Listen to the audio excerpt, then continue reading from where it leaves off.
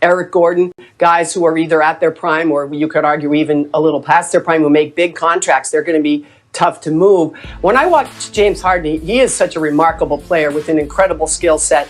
And of course, he's the best ISO player in the game right now, for sure. But here's the thing. At some point, like for instance, when you added Westbrook, you know that Westbrook's not a perimeter threat. So when he drives to the basket, maybe you have to, instead of stay stationary, reposition yourself a little bit. I was going back and looking at some film of James Harden just the other day for a story I'm doing. So many teams give him the right lane because, of course, he's a lefty. Maybe once in a while, instead of shooting the three, you drive the lane and maybe you kick it back out. Now, I understand what you're saying, Paul, in terms of personnel. They could use some guys to space the floor as well. But I think at this point, if James Harden really wants to win it all, maybe he has to make a few adjustments at this point. Well, I think he'd be willing to. I don't know. That's an interesting point, Jackie. And look, there have been a number of people associated with that particular job. Paul, Jeff Van Gundy is one of them. My guess is if Jeff Van Gundy comes in there, he's not going to want to play straight up old school isolation ball that they've played. They're going to want to play a different style. How much of that do you think James is willing to adapt to? I mean, this is the thing. He's the best one-on-one player that we've seen in a very long time. How do you take the ball out of his hands and say, James, I don't want you, bringing it up ISO anymore. We want you to play in the post a little more. We want you to come off down screens. How do you ask a player of that caliber who's so great at what he does to change some things up? I mean, like I said, he's been successful. I don't know how this team gets better. You have Westbrook, who came into the bubble, probably not his full 100%. James, I mean, look at his game. At what area of his game do you say, do something different when he's great at what he does? Yeah, but moving the ball, I think, is something. I think to Jackie's point, right? And Jackie, I'll let you finish here. They get too stagnant, I think, sometimes. Is that fair to say, Jackie? That's what I was going to say, Paul. It's not that we don't doubt that James Harden is this incredible talent, but at the end of games, when everybody knows the ball is going there, you know how this is. You double and triple team him. The ball's got to move. The ball's got to go elsewhere. And maybe it comes back to you. So that's all I'm saying. Well, check this out. This style has got him paid over $250 million. For sure. For sure. Listen, there's no question about that. We're not arguing even the results. But to Jackie's point, I think if you want to win a championship, sometimes you got to do things a little different. You got to get out of your comfort zone. Look, you played a certain way. Then you had Ray and KG, and things had to change a little bit, didn't they? At least a little bit? Well, absolutely. But I had other great players around me, and I knew that, when James is that guy, right? And every night he's that guy. On my teams, I'll be the guy one night, and then the other guys will be the guy. He's that guy every night, and he has to do what he do. 2019 champion. Coach, thanks for joining us. I know you saw that shot, okay? And now you've got a chance to see that over and over again. What was it like? Can you take us through what that moment was like for you as he won that game, OG Anunoby?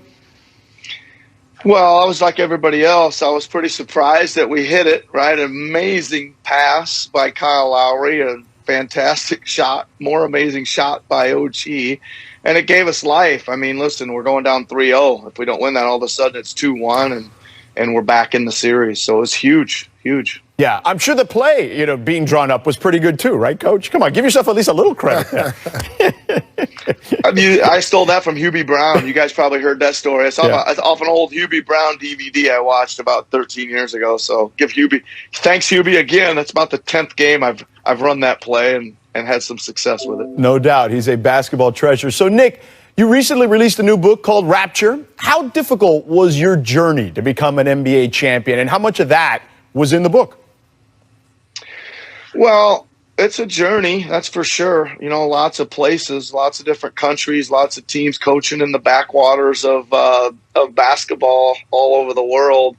That's what the story's about, man, is kind of enjoying each and every one of those teams and jobs and trying to get better at your craft. And if you get a shot at a big job like the Raptors, you're ready for it. Coach Paul Pierce here. Congratulations on another good year. But, man, talk to me. How was that experience in the bubble in Orlando? It was okay, Paul. I mean, it was while we were in there, I was doing the best I could to speak positively and get our team to play and give the Celtics credit. They were just a little bit better than we were. But once I got out, I kind of was like, man, it's nice to be out. It was such a double-edged sword, man, because getting out felt good, but getting out meant your season was over, which never feels good, right? Never feels good. So there you go. Yeah, no doubt. And Nick, look, obviously the goal is to win a championship, as you did the previous season. Your team was one win away from a conference finals appearance, despite losing the finals MVP the previous year in Kawhi Leonard. So what was the key to this particular team's success this season? I just think it was belief. And I think, the year we had Kawhi, we had 22 games without him, and we went 17-5 in those games. So this team knew they could play without Kawhi, as great as he was. And man, we sure missed him, but there was opportunity for these other guys to step up, and they did just that. Yeah, there's no question. And Coach, according to Woj, the Pacers are hiring your assistant, Nate Bjorkgren. So what is it like to have a tree? Nick Nurse has a coaching tree. What's that like? Well, I guess it's just like it was in the D-League. Nate was my assistant in the D-League, and he went on to coach Santa Cruz Warriors, and we met in the finals of that game. So here we go again. Very happy for him. Great person, great coach. We've done a lot of basketball together side by side. He certainly deserves the job. The Pacers got a good one. Now, did you know that he would always become a head coach, Coach? I thought he had a chance. Paul, I think it's hard. These not a lot of these jobs, and you got to have the right timing and the break fall your way. And fortunately, that happened for me, and now it's happened for him as well. All right, you got free agency coming back. Fred VanVleet, key unrestricted free agent. How badly do you want him back next season? Well, I love Freddie, right? I think he's a lot like Kyle, toughness and leadership and smarts, and part of our core. He's part of our core, so hopefully we'll get it done with him. That's awesome. Coach, as far as the rest of your squad, look, we've talked about it for the last couple of years, the growth of Pascal Siakam. What do you expect from him this next season and what he tries to accomplish this offseason? Well, let's hope he can continue to grow. He had a great year going. I think the pandemic and the stoppage of play disrupted him a bit. He was really rolling leading into that. Hopefully he'd be the first to tell you he wasn't quite as good as he wanted to be in the bubble. So maybe that'll motivate him to really get to work here this offseason. He can come back and be ready to go. He's an all-star player. He's got to do that year in and year out. That's the real mark. Can you continue to do it year in and year out? Absolutely. Any idea when the next season may start? Do you guys have any idea? I have some idea. I got some idea. I don't know when that is. I just tell the players that we're going to play. We're going to play sometime, man. So we got to start getting better. Let's get out there and get to work. The book is Rapture. Make sure you check it out. Nick, thank you so much for joining us. Enjoy the off season, however long it lasts, and we'll hope to see you again soon. Take care. Take care. NBA champion once again. Jeff Zilgit. LeBron, 3 seasons ago, after you beat Toronto, you told Cleveland.com that you didn't have anything left to prove, or you asked what you had left to prove. And I wanted to know if that's changed over the past 3 years. Did you feel you had something to prove, and why is this one so important for you?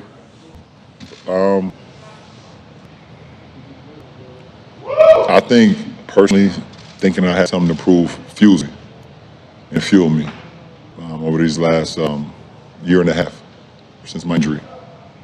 It fueled me because no matter what I've done in my career to this point, there's still a little rumblings of doubt or, comparing me to, the history of the game and has he done this, has he done that?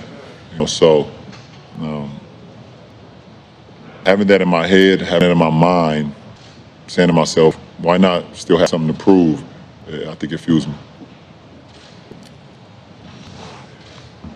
All right, Dave McMenamin.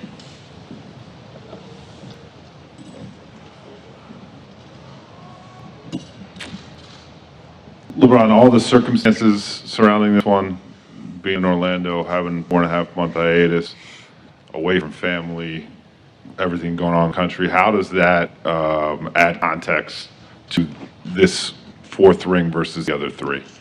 I think they're all special in their own right. They all have their obstacles, things that went on throughout the course of the year, both on and off the floor. But one is not less than the other. Because when you're able to put yourself in this position to be able to win a championship, the first thing you start to think about is how much work you've put in.